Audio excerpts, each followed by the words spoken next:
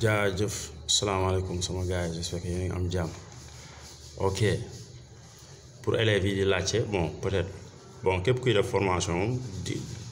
jot nga jàngal lan mooy jot nga xam lan mooy lu wutale bii ak bii. Bii disjoncteur modulaire la, interrupteur modulaire waaw. Bii interrupteur différentiel. Donc léegi lan mooy différence. Déjà le mot différentiel ça veut tout dire. Bii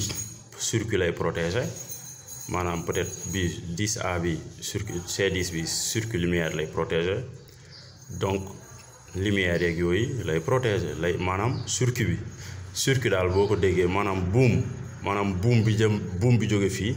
dem ci lampe yi buum boobu lay protégé circuit bi. Donc ak lépp lu fa laxasu quoi ma xaw a kiiwal olof bi ma xaw a xóotal olof bi ak lépp lu fi laxasu fii léegi lii nit yi lay protéger maanaam nit yi lay aar ci kër bii nit yi lay aar kër gu am yii kese amoo yi aaroo nit yi maanaam courant bu may maas fii daf may maas te bii du sute wante bu fekkee courant bii dafa nekk man duma sax yëg maasu courant parce que bii sensibilité bi 30 milliampères la bu ma nee nii fii la courant naa bii wàcc na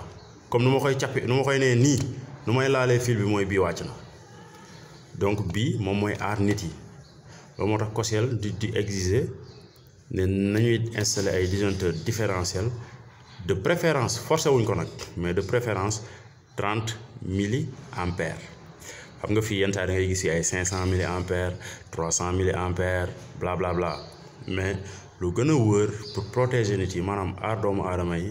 mooy nga def fii nga monter disjoncteur bu 30 milliampères pour muy clair maanaam sensibilité bi maanaam yëg-yëg bi mu gën a gaaw maanaam lu muy détecter lu muy gis mu gën a gaaw maanaam bu nekkee yeneen yi mën na jéem a yéex a gis lu toll si peut-être quelques millisecondes maanaam ay 10 millisecondes wante bii gaaw na gaawaay boo xam ne boo nee A coupé na maanaam boo cofee fil A coupé na courant bu la nee A coupé na yow sax doo yëg sentiru maasu courant kii ndax courant maas na la wala maasu la loolu moo tax ñu koy exiger wasalaam.